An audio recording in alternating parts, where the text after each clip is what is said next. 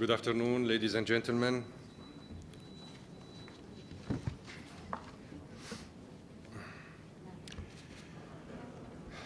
I would like to brief you a little bit about the latest developments with regard to the humanitarian situation in my country. But before I start, I would like to express my deep frustration at the fact that two permanent members of the Security Council, including the President of the Council, who are in charge of maintaining peace and security, made that big mistake of addressing my country by inappropriate terms. If they want to have the cooperation of the Syrian government, they should address the Syrian government. If they believe that there is in Syria a regime, then let them deal with this regime. We don't have a regime in Syria. We are a government, legitimate government, founding member of the United Nations, and we are here in this quality, in this capacity. The problem is that some influential members in the Security Council are themselves an integral part of the deterioration of the humanitarian situation in Syria. The reason is that these same countries, these same governments, I wouldn't qualify them as regimes because I am a diplomat and I am acting under the diplomacy rules. These same countries have sponsored all kinds of troublemakers in my country for 5 years, starting with facilitating the terrorist entrance into my country and then sponsoring the media propaganda against Syria, falsifying facts, prefabricating crises, and insisting on breaking down the sovereignty of my country, Syria. They kept trying that by all means for 5 years. It didn't fly. It will not fly, and I hope they finally got it. This is why, from time to time, they prefabricate crises, such as the one the Council was dealing with today, meaning the issue of the so-called humanitarian assistance to the besieged areas. The humanitarian assistance or the humanitarian aid has never been denied by the Syrian government to any part of the country, including the restive areas and the far-to-reach areas. Of course, we have corroborated information, and just for your kind information, I would like to insist that I have been providing both your good self as media reporters and journalists, as well as the members of the Security Council, almost on a daily basis with detailed information with regard to issues, the humanitarian assistance provided to the some part in Syria, as well as the advance of our military army on the ground. The main issue, ladies and gentlemen, is terrorism. How to fight terrorism in Syria, the same terrorism which has been sponsored, trained, and armed, and covered up by the same guys who are raising these false concerns about the humanitarian situation in Syria. These people, these countries, these governments could have helped the Syrian people long time ago to shorten the suffering of some part of the Syrian people by putting an end to the Turkish, Saudi, Qatari policies of intervening into our domestic affairs and recruiting terrorists from the four corners of the globe.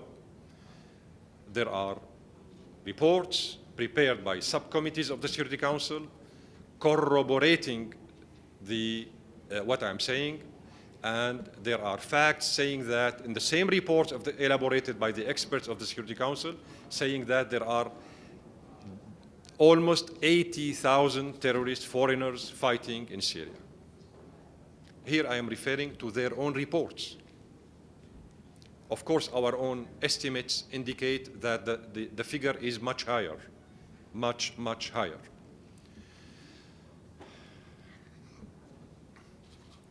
You are all aware that last week the Security Council listened to two briefings. One about the political situation presented by the Special Envoy Staffan de Mistura, and the second was about the humanitarian situation presented by Mr. Stephen O'Brien.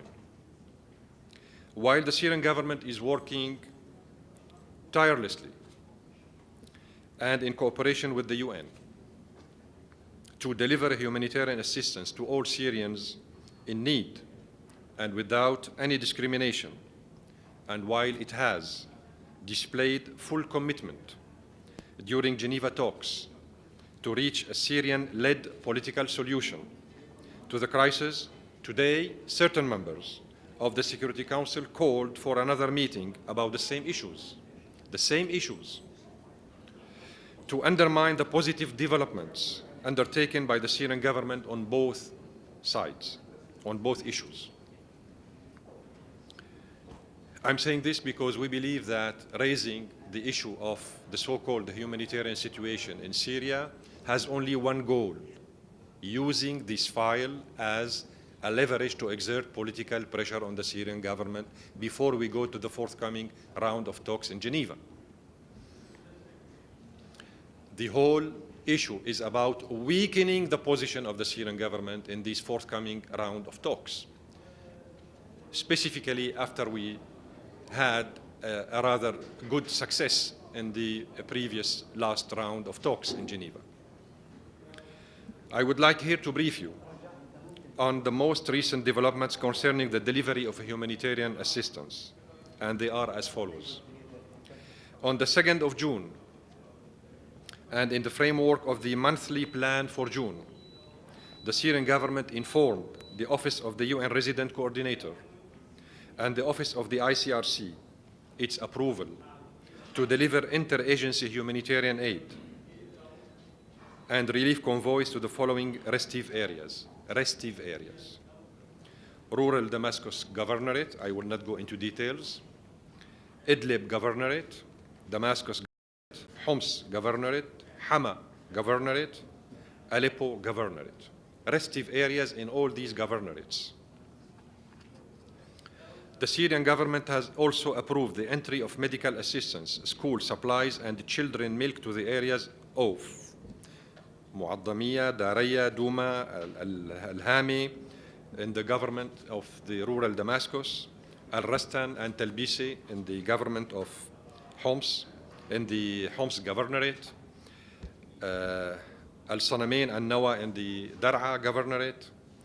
The Syrian government asked the UN and the ICRC to send humanitarian aid convoys to the areas of Palmyra and Al-Qaryatain in Homs, Bludan, Aqraba and Al-Tibi, Al-Ruhaybi, West Harasta and Al-Mukaylabi in the governorate of rural Damascus. On the 1st of June, SARC, Syrian Arab Red Crescent, delivered 7 trucks to Al-Wa'ar in Homs governorate, loaded with medical supplies, food assistance, and children milk.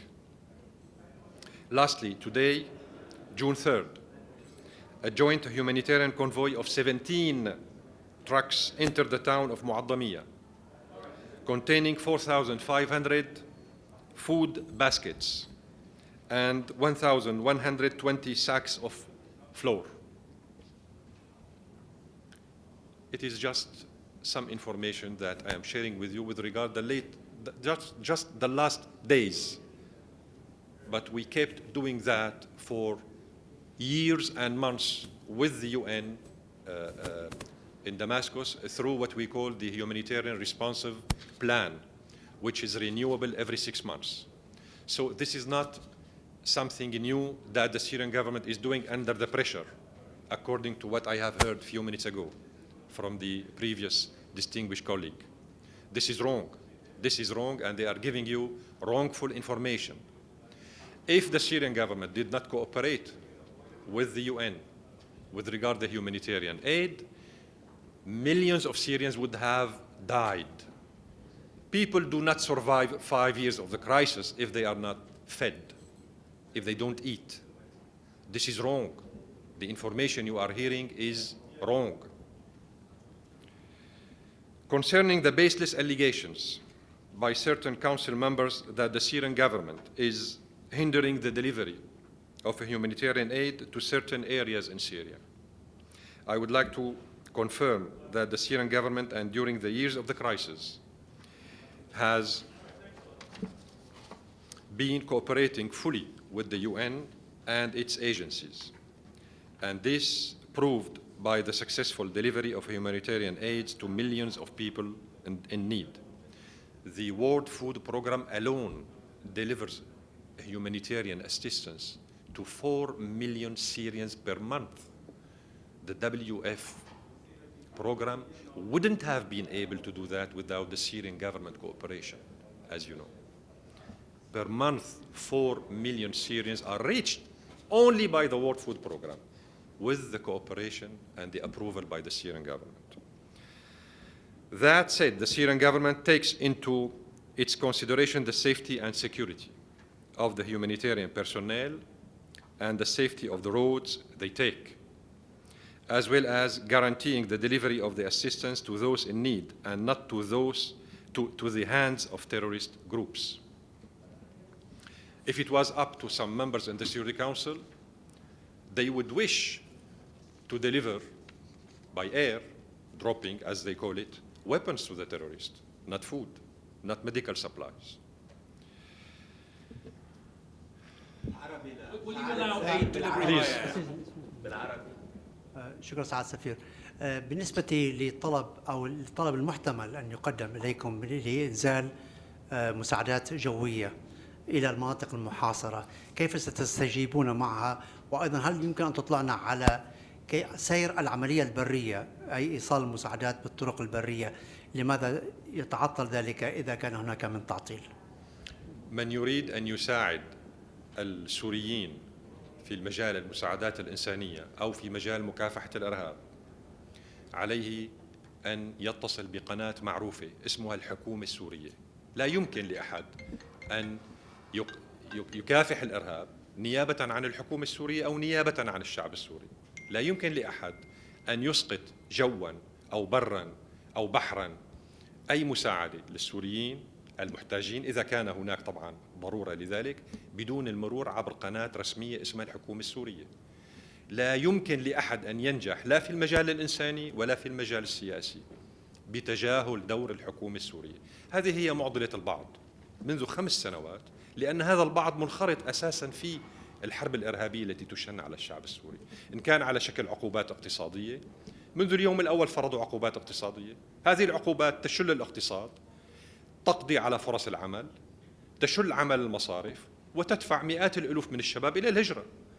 هؤلاء الشباب لا يهاجرون لأن الحكومة تضطهدهم. هؤلاء الشباب صوتوا لصالح الرئيس في الانتخابات الرئاسية وهم في الخارج، لكن هؤلاء الشباب الذين يغادرون البلاد يغادرونها بسبب فقدان فرص العمل، بسبب العقوبات الاقتصادية التي تفرضها الولايات المتحدة الأمريكية والاتحاد الأوروبي وبعض عرب الخليج.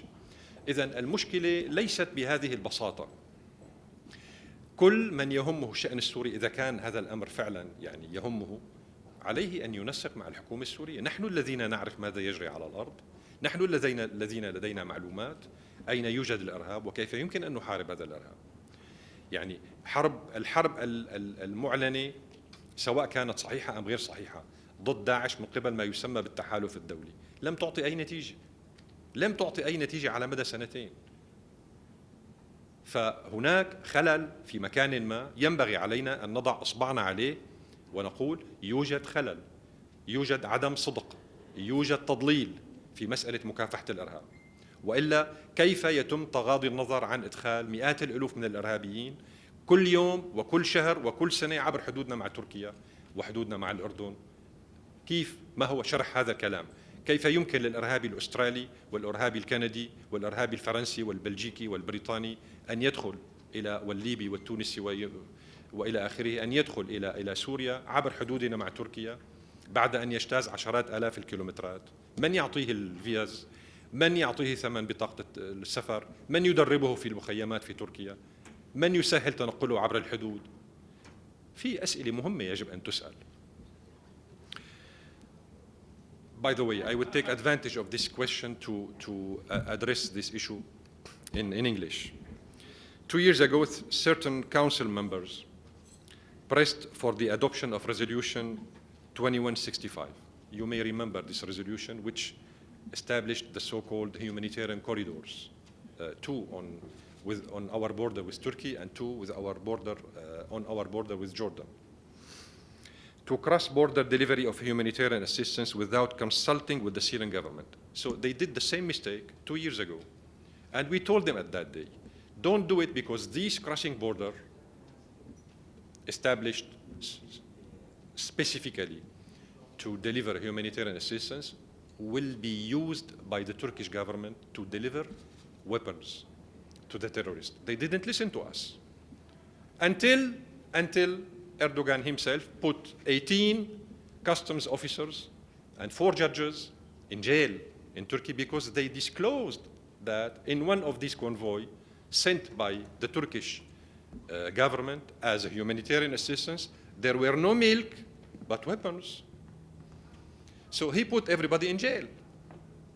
This is exactly what we said when they were talking to us about establishing these cross-border operations, crossing borders.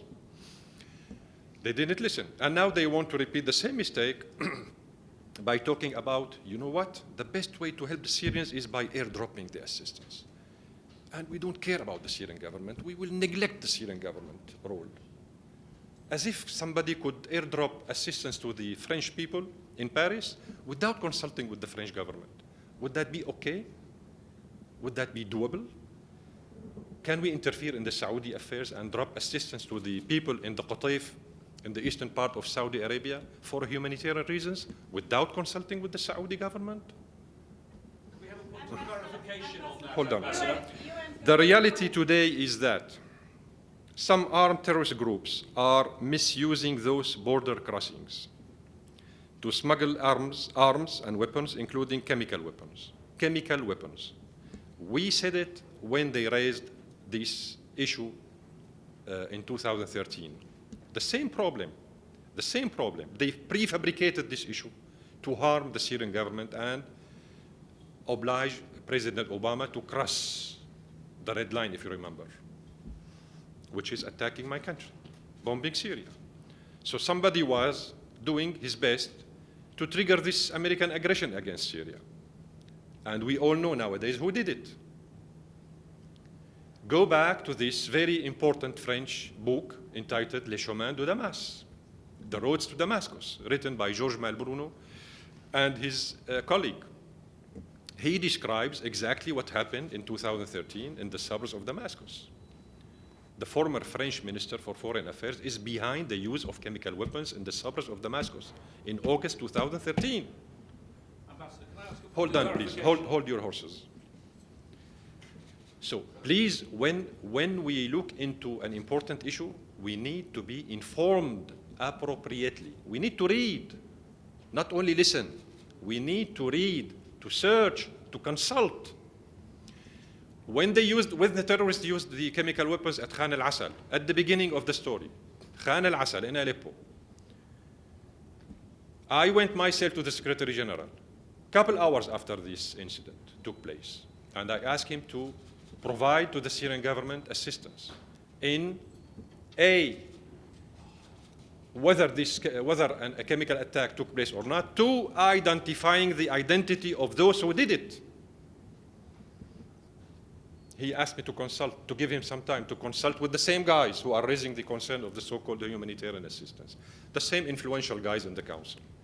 A couple hours later, he called on me and said, Ambassador, we will help you, we will assist you in searching whether the chemical weapon was used or not in Khan al-Asr. But I will not be able to identify the perpetrators. They don't want to identify the perpetrators from the day one. From the day when they refused to help us in identifying the identity of those who perpetrated this horrible crime in Khan al-Asr. Ambassador, may I ask a point of clarification now? In both cases, those council members aim at violating the Syrian sovereignty and to undermine the effective role of the Syrian government in delivering humanitarian assistance in an attempt to demonize the government. This is why some of them calls the Syrian government Syrian regime or the Assad regime. It is funny to hear that from people who are in charge of maintaining the provisions of the charter, meaning respect of sovereignty of member states. To demonize the government and to politicize the humanitarian situation in Syria. If those states were keen on the well-being of the Syrian people, they would have exerted genuine efforts to stop the flow of terrorists into the country and to assist in reaching a Syrian-led political solution to the crisis, instead of supporting certain Arab and regional parties that attempt to sabotage the political process in its entirety. I'm an eyewitness of what I'm saying. You know that I'm heading the Syrian delegation to the Geneva talks. 3 times, every time we arrived to Geneva, the first round, second round, and third round, every time we arrived to Geneva, the day after, the Saudi group, they call it the Riyadh group, sulked and left Geneva. They didn't want to engage in any indirect talks from the day one. Round 1, they sulked. Round 2, they sulked. Round 3, they sulked. And every time they prefabricated a pretext to justify their behavior, provocative and irresponsible behavior. Of course, they are not the ones to be blamed. The ones to be blamed are the Saudis, the Turks, and the Qataris. Ambassador, I've been holding my horses. Could I possibly ask a question of clarification? Yeah. The UN says it's going to ask your government on Sunday to start air delivery of aid. Are you going to allow that? Yes or no would be nice if you could tell us. Without being asked by anybody, we have established, as I told you, a humanitarian responsive plan which lasts for 6 months. Now we are implementing the 7th humanitarian responsive plan with the UN. This is not a plan elaborated by the Syrian government exclusively. This is a plan that we established jointly with the UN staff in Damascus. So there is no need to ask us to do anything for alleviating the suffering of our people in terms of humanitarian assistance. So no to airdrops, is that what you're saying? I'm just trying to be clear. No, I'm talking about all kinds of scenarios that may, cross your mind. I'm talking about the principle. The principle, anybody who has concerns with regard the humanitarian situation in Syria should go through one channel called the Syrian government. Nobody can ignore the role of the Syrian government in addressing anything, politically, humanitarianly speaking, anything. They are going to ask the Syrian government on Sunday. Are you going to say yes? No, this is not the issue. This is, the way. Hold on. This is not your role. This is not your turn. You are continuing to use stuff. The issue you are raising, An act of war. you are a troublemaker, my friend. The issue you are talking about is not about yes or no. The issue is so important. You need to understand what's going with regard this issue in its holistically, in its panoramic dimension, in its entirety, as we say. The Syrian government has been engaged with the UN for years in delivering a humanitarian aid and a humanitarian assistance, not only to the peaceful areas, the government-controlled areas, but also to the restive areas, to the hard-to-reach areas. People would have died by millions if there is no food and medical supplies. Who could imagine for a second that these millions of Syrians are still surviving in spite of being besieged by their own governments? This is wrong. The imagination is wrong. The information given to you is wrong. Yesterday, we provided dozens of trucks to Daraya and Ma'addami and other. I didn't go into details because it might take, long time. Of course, you will not see pictures on Al Jazeera. They will not show these pictures. They will not show that on Al Arabiya. They will not show that on CNN, on France 24. They will not show you that because they are part of the problem. Your channel is part of the problem from the beginning. What we are saying is that when we make our statement in the Council, please listen to what we say too. We are a partner, whether some people in the Council like it or not. We are the main interlocutor in the country. You cannot do whatever you want without consulting and coordinating with the Syrian government. We are not Somalia. Syria is Syria. Thank you so much.